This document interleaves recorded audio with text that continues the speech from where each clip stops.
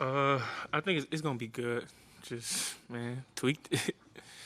um, it's just part of the game, But I'm gonna rehab it, get some treatment on it, and as long as I can, as long as I can, as long as I can run, I'll be good. If you think back, we had talked to you about playing hurt, and you had said, "Yeah, I learned that when I was at Alabama." It's just one of those cases where, you know what, I got to play hurt today. Just one of those cases, man. And the more experience you have with something, the better you'll be at it. So it's just, usually when you get hurt, you kind of don't really want to play through it. I mean, it's just, self-preservation, just that instinct kind of kicks in. But just looking in everybody and all my teammates' eyes and stuff, seeing how bad they wanted this, I had to play. You know what I'm saying? But again, it's just a part of the game, and I'll rehab it, get treatment, and try to be the best I can come next week. Amari, I'm sure you never doubted him, and the guys within the walls never doubted him. But how good still does it feel to see Zeke have the type of game he had today? Man, I mean, these are the games that we need Zeke every game, but these are the games that we really need Zeke the most. I mean, it was the number one defense versus the number one offense, and they were pretty. Their front seven is, pretty stout. They've been making a whole bunch of plays throughout the first quarter of the season. But Zeke, man, he hurts guys when he runs, So we really needed him in this game, and he made all the plays that we all know he can make. This sounds dumb. I'm sorry, but how do you work around hamstring pain at your position? I mean, that was a 35-yard pass that you caught. I mean, do you just fight through it, or do you not open up as much? Just how do you get through it? Yeah, that's the thing. That's the limitation right there. You just can't open up as much as you would want to. You can't run as fast as you would want to. But again, like experience, when you play with injuries, you learn how to play through them.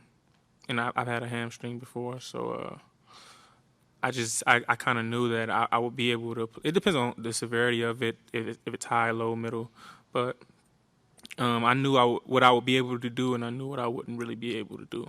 That touchdown, was that more about hand-to-hand combat at the end, or was that? Because I figured you didn't have your legs all the way. Yeah. So what was that about? Well, with me, like I don't think people really get to see that part of my game, in terms of me like high pointing the ball, and having a quarterback just throw it up, because like a huge part of my game is creating so much separation, And so I be trying to tell Dak, like, yo, just throw it up. But he don't really get to see me do that often, to where he can just throw it up and I could just go high point it, because I be open a lot. So yeah, that's also a big part of my game, and I try to get him to just throw it up. The separation don't have to be there all the time. Just throw it up and I'm gonna go get it. And I think that's what that was. He told me after the play that the reason he just threw it up like that was because last week I had a route against Slay. It was like kind of a double move. It was like a stop and go, and we were even. And he kind of tried to like line drive it, and I told him after the play, just throw it. And he was like, I agree, And so that's why he did it this week. Because you're a veteran, and on the replay, looked like you had a little arm there. Did they let you get away with something, or was that just, they're gonna let me get away with that? Well, usually from just studying my own game, I normally don't extend my arm unless a DB is running and he kind of tries to get contact first. Like if you break down my film, you'll see that I only really do that if they're running to me and they're trying to like grab me. And so I'll have to do something. Like I just can't let them, be more physical than I am. So I don't think so. I haven't looked at it yet, but 9 times out of 10, it'll be that scenario. What does it tell you about where this team is after 4 games, when established players such as yourself are making plays and playing at a high level? Other guys are becoming household names. And then some people nobody's ever heard of, they're starting to make plays. Well, you got to put everything into perspective. We just finished the first quarter of the season. That's how coaches break it down. We just finished 4 games. Well, now it's 17 games, but you get what I'm saying. We won the first quarter.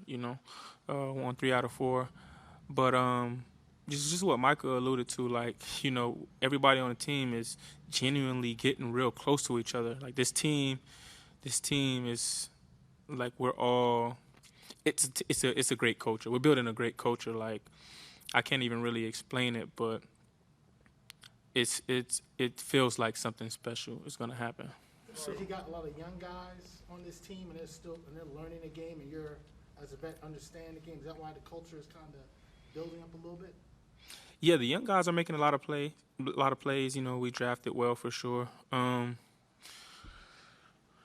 just think we have a lot of depth. Like if I break down every time I won a championship, whatever sport I was playing, whether it was basketball, football, you know, a lot of us have been playing sports all of our lives, but you don't really get to win that many championships. You know, I've won a couple, won one at Bama, one in Little League football, one in basketball, and the common theme was depth. Like at any given game day, anybody could make a play, and if one guy goes down, the next guy is going to make a play. And I feel that here, like you've seen it offensively, defensively, like everybody is making plays, and that's a good thing. I mean, we got a lot of guys down with injuries. COVID has been hitting us, but everybody is still making plays. Amari, last year the offense started out on fire, but there was a turnover problem on both sides. This year, it's the exact opposite. How big are those turnovers that your defense is getting, and you guys are taking care of the ball for the most part? Yeah, I think it's a combination of, we drafted some good players, got some good players in free agency, and then we work at it every day. Like I've been in the league, this is my 7th year, but it's a huge emphasis on securing the ball or taking away the ball. We do that before practice every single day. And it's been showing up.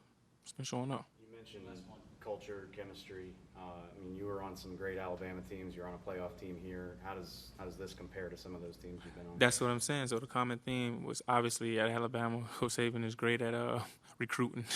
You know, we have a whole bunch of depth. And so, you know, guys get hurt or, you know, young guys step up and make plays. That's really one of the biggest things I see here. Like, you know, they've done the coaches, the staff, they've done a great job at bringing players in who make plays. You know, it's not like we didn't make a lot of mistakes with the players that we picked to play on this team. Did Cedric get that spin move from you? It looked a lot like the one you did in Green Bay. Yeah, he said he thought about it. He said he thought about the play I had versus Green Bay, but it was a great play. It was a great play, making that guy miss, not being satisfied with just the catch, you know.